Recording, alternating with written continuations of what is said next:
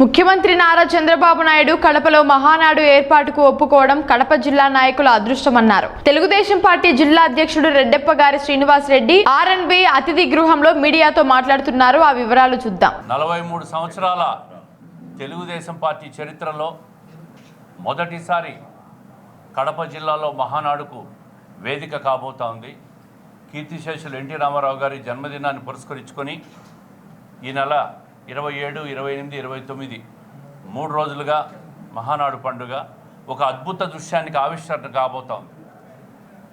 ఎప్పటి నుంచో ఎదురు చూస్తూ ఉన్నాం ఈ మహానాడు కార్యక్రమాన్ని కడపలో ఎప్పుడు జరుపుతారా అని పార్టీ ఈరోజు రాయలసీమ ప్రజలు, ముఖ్యంగా కడప ప్రజల గౌరవార్థం 25 సంవత్సరాల తర్వాత మొదటిసారి కడప ప్రజలు ఉమ్మడి జిల్లాలో 10 సీట్లకు గాను 7 సీట్లు గెలిపించి రాయలసీమలో 52 సీట్లలో 45 సీట్లు కూటమి ప్రభుత్వం గెలుచుకొని ప్రజలు గౌరవించినారు. వాళ్ళ గౌరవార్థం కడప జిల్లా రాయలసీమ నడిబొడ్డున ఉంది. మరి కడప జిల్లాలో మహానాడు జరపాలని పార్టీ అధ్యక్షులు చంద్రబాబు నాయుడు గారు, అదేవిధంగా పార్టీ జాతీయ ప్రధాన కార్యదర్శి లోకేష్ గారు తీసుకున్న నిర్ణయాన్ని ఉమ్మడి కడప జిల్లా నాయకులు మేమందరం కూడా స్వాగతిస్తూ ఉన్నాం. అదేవిధంగా వాళ్ళకు కృతజ్ఞతలు కూడా తెలుపుతూ ఉన్నాం ఈ కార్యక్రమం కడపలో పెట్టినందుకు.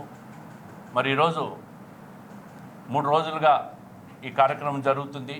ఏర్పాట్లన్నీ కూడా పబ్బాపురం గ్రామంలో మీరందరూ కూడా గత 15 రోజుల నుంచి ఏర్పాట్లన్నీ కూడా మీరే పరిశీలించినారు. ఘనంగా జరుగుతూ ఉన్నాయి. మొదటి రోజు పార్టీ సంస్థాగత నిర్మాణం మీద, రెండవ రోజు రాష్ట్ర అభివృద్ధి మీద, అంటే ప్రభుత్వం ఏర్పడి 22 సంవత్సరాల్లో అధికారంలో ఉన్నప్పుడు ఏమేమి అభివృద్ధి కార్యక్రమాలు చేశాం, అదేవిధంగా మిగిలిన కాలంలో ప్రతిపక్ష వైఫల్యాలు, రాయలసీమకు ప్రభుత్వంలో ఉన్నప్పుడు చేసిన కార్యక్రమాలు, ప్రతిపక్ష వైఫల్యాలు కూడా రెండవ రోజు కార్యక్రమంలో ఉంటాయి. మూడవ రోజు భారీ బహిరంగ సభ, రాయలసీమ వ్యాప్తంగా ప్రజలందరూ కూడా జన సమీకరణ చేస్తున్నాం. దాదాపుగా 5 లక్షల పైచిలకు జనం వస్తారని కూడా అంచనా వేశాం. మహానాడు అంటే ఒక పెద్ద పండుగలో ఏ విధంగా భోజన కార్యక్రమాలు ఉంటాయో అదేవిధంగా ఒక అద్భుతంగా ఒక మెనూను తయారు చేసి భోజన కార్యక్రమాలు చేస్తున్నాం. ఉత్తరాంధ్ర, గోదావరి జిల్లాలు, ఉభయ గుంటూరు, కృష్ణా, ప్రకాశం జిల్లాలకు కూడా రాయలసీమ రుచి చూపించబోతున్నాం.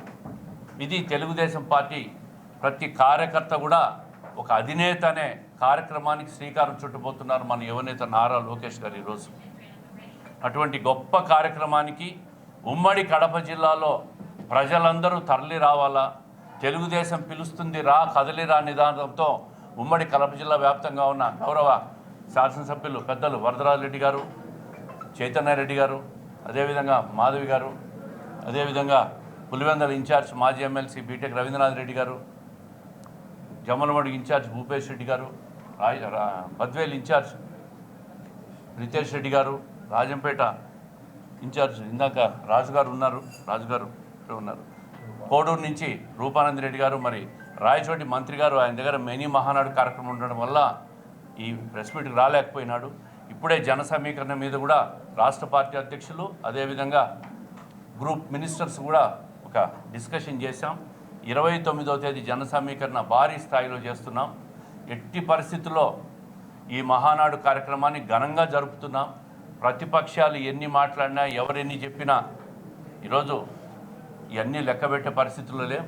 ఈ మహానాడు కార్యక్రమం కడప ప్రజల గౌరవం కోసం జరుగుతున్న కార్యక్రమం ఇది. గత 5 సంవత్సరాల్లో వైఎస్ఆర్ కాంగ్రెస్ ప్రభుత్వం ఉన్నప్పుడు ఇదే జిల్లా నుంచి ముఖ్యమంత్రిగా ఉన్న జగన్మోహన్ రెడ్డి గారి జిల్లాకు చేసిన అన్యాయాన్ని కూడా మహానాడులో మేము చర్చించబోతున్నాం.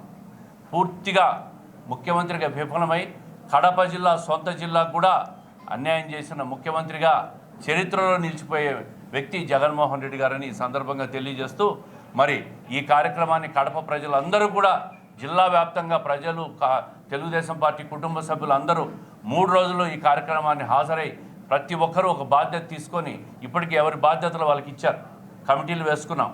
మిగిలిన జిల్లా స్థాయిలో కూడా కమిటీలు వేసుకొని వాలంటీర్ స్థాయి నుంచి కూడా పై స్థాయి వరకు కూడా ప్రతి ఒక్కరూ కష్టపడి పనిచేస్తున్న పరిస్థితిని చూస్తూ ఉన్నాం. మరి ఈ కార్యకర్తలకు ముఖ్యంగా కడప జిల్లా ప్రజలకు ఒక గౌరవంగా ఈ మహానాడు కార్యక్రమాన్ని ఘనంగా జరపబోతున్నారు.